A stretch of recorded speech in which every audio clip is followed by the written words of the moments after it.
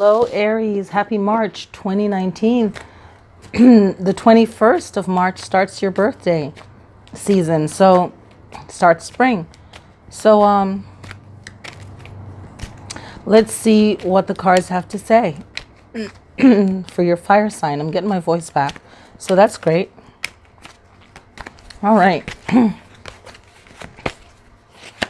So, this is where you, for tapping into the astrological sign of Aries, this represents the start of your path, and if you continue on it, what it will lead to. Excuse me. So let me just lay these out.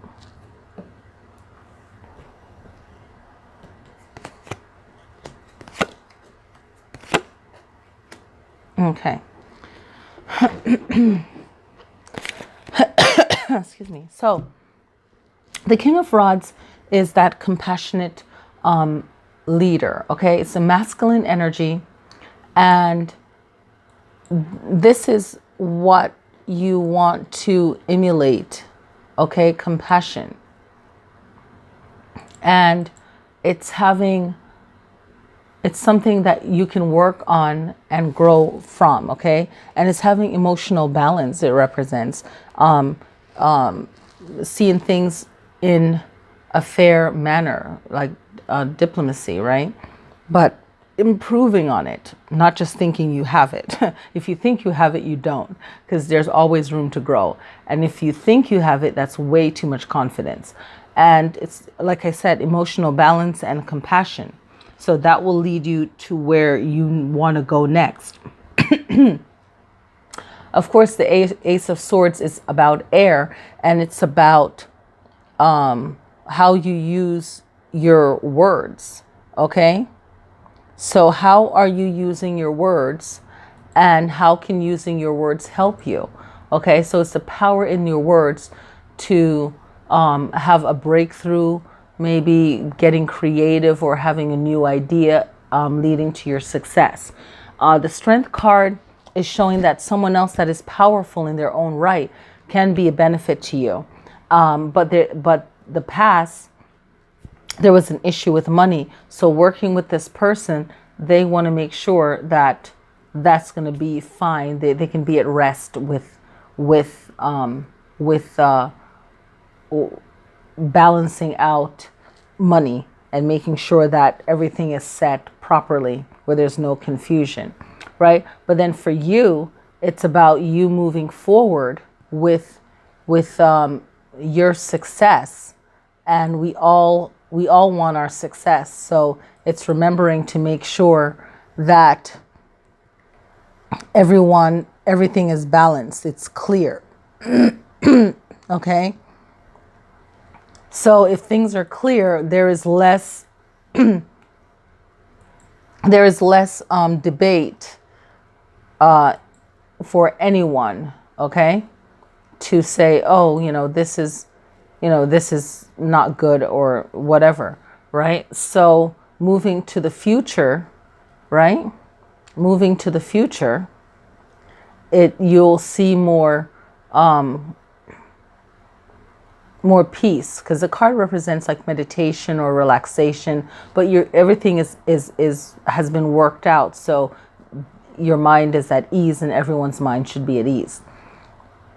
The Ace of Rods represents fire, and at your mind or where you should be headed is for success.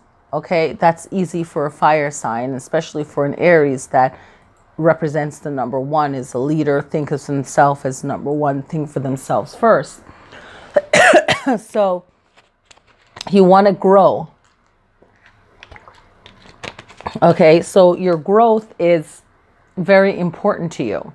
And being that your growth is so important to you, you want to focus on where you're going next, okay? And where you're going next, you want to make sure you have backup plans. You want to make sure you go over what you're doing.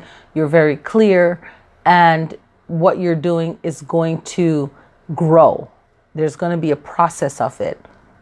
Okay, and you want to really keenly oversee all of your opportunities and be willing to go on that journey and to learn from it. And you have to be really strong to discern what is your worry from what really is, right? Negative talk of your mind, just BS in your mind, and what is real. So if you're balanced and you really take heed of the King of Cups and the Ace of Wands, you shouldn't have any kind of negative ego or worries. The Knight of Rods, and then it's ending out with the Eight of Swords, okay? So you have both of these kind of trapped elements here in the card. And in between it, you have the Knight of Rods, okay? So what this is saying to me is that you need to really focus in on your own power of protecting yourself, protecting your energy, because in the future, you're going to be working around a lot of people. So your energy, your passion, your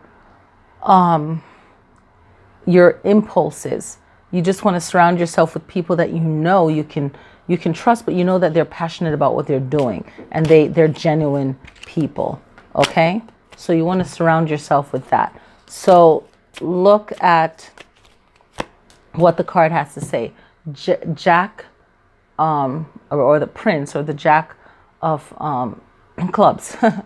Okay, so honest and trustworthy person may be your friend. So maybe this could be an acquaintance or a friend, but you know this person has a good heart and they're trustworthy. So you should really count on people that you know have good work ethics, that they care about what they're doing, and treat them fairly well. And you keep people in your life when they treat them as you treat yourself. You want to grow, they want to grow. It's just having that balance. So and just protect your own energy too, because you know you're doing your best and you feel like you're correct. So it's just really making sure that you're on the right track and your communication is great. Okay, now let's look at the astrology of it all. So I just want to make sure that I hit that right. So the main core of it, the King of Cups, and then you have the Ace of Swords. So you want to make sure that you are really focusing on the quality, the charisma, the having the emotional balance, the compassion, okay, for what you're doing. And it's a lot of fire, because it's a King of Cups, which is water element, but then you have the Ace of Wands. So it's that water and fire, right? So water element to the fire element. So it's having compassion for your growth. Okay? So I'm going to write that down. So compassion for your excuse me, for your growth.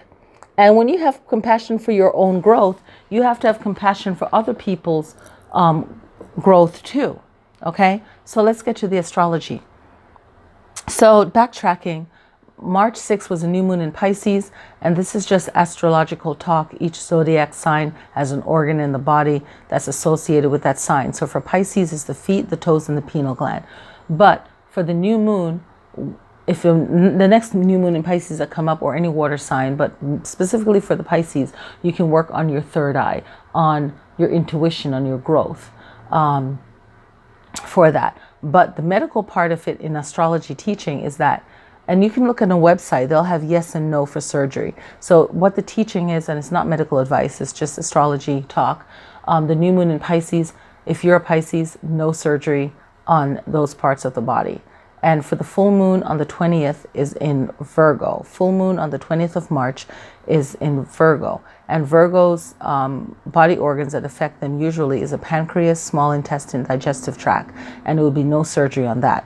But for the full moon in Virgo, it's a great time to focusing on nurturing yourself, growth for yourself, getting organized in your home, especially for spring is happening, you know, the start of spring. Let me look and see when the start of spring is for 2019. So start of spring, did I type that in right? Let me type it in again. So start of spring, I could talk into it, but I don't want Google to start, you know, okay, here, so it pops up. Start of spring is going to be the 20th. So the 20th of March starts spring equinox in the northern hemisphere. And that takes place at 2:58 p.m. Pacific time, my time. So you can Google, you can type in start of spring 2019, and for your location, if you're signed into your Google, I don't know if it happens if you're not signed in your Google email, but it should tell you for your location. You could type in your city. Okay, bam. So that's the start of the spring. Okay, back to the astrology. Okay, so full moon in Virgo, March 20th. I already told you what you can do. Now, March 5th through the 28th is Mercury in retrograde. I need to do a video on it for the longest time and I haven't, but it wasn't the right time because I've gotten new insight. And when I first learned about Mercury retrograde was in 2001 from my Reiki teacher. She was also a clairvoyant. She did angel work. What did she not do? She was just so awesome. Okay, so yeah, so March 5th through March 28th, Mercury in retrograde. You want to talk less, listen more. Don't get in heated conversation. Who cares about other people's opinion? Just focus on what you're going to do. Just tell them I'm not interested. Before Mercury in retrograde start, you should always work on getting organized with paperwork. Start up, you know, messaging people if you want to get something started during the Mercury retrograde. That way the start already happened. So you're not going to get all crammed up about Mercury retrograde. Things are going to go bad, right? You want to, if you already started the process of a contract, it's okay if you sign it in between Mercury retrograde because you already set the intent already. But during the Mercury retrograde, you just want to not invest heavily in emotions, and you want to use less word as possible and make your conversations as peaceful as possible. Okay, let me shuffle the cards here. Did I? Oh, I did it already. Sorry.